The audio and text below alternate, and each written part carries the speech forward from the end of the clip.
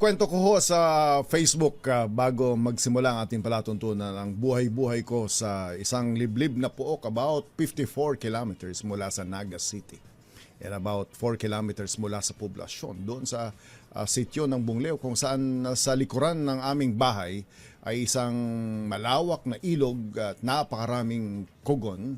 At doon mayroong ilang baka ang aking lolo at lola. Sa harapan naman ng bahay ho namin, napakalawak na palayan. Napakalawak na palayan. Pero hindi ho kami ang may-ari. Katiwala lang ho yung lolo ko at lola ko sa isang malawak na lupain ng mga ubiyas dyan ho sa Bungleo. Kinekwento ko ho yan sapagkat lumaki ho ako nung dekada 70 bilang isang bata. Nag-elementary ho ako. Walang kuryente. Walang kuryente hanggang sa nag-graduate ho kami. Ako. Ng grade school, ng grade 6, ng walang kuryente. Pero sagana ho kami sa gatas.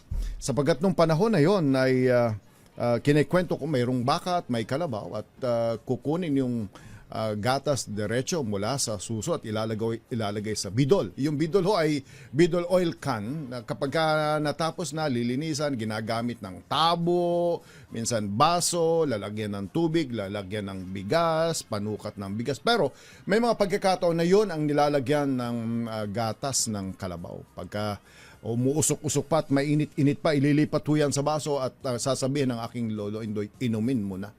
Ay, napakasarap. Napakasarap.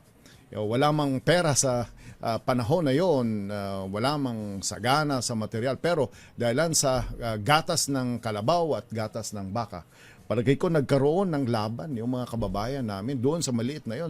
Kaya yung naging panalo sa mga from municipal to district, regional competitions.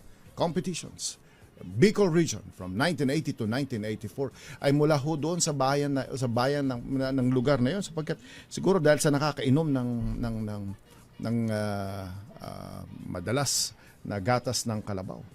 Yung naging regional champion sa chess, imagine, nanalo sa Campus Intramural, sa district meet, provincial, regional, hanggang nag-national, ay galing sa liblib na puok na yon ng Bungleo. Sapagkat dahil siguro sa pag-iinom ng gatas ng kalabaw.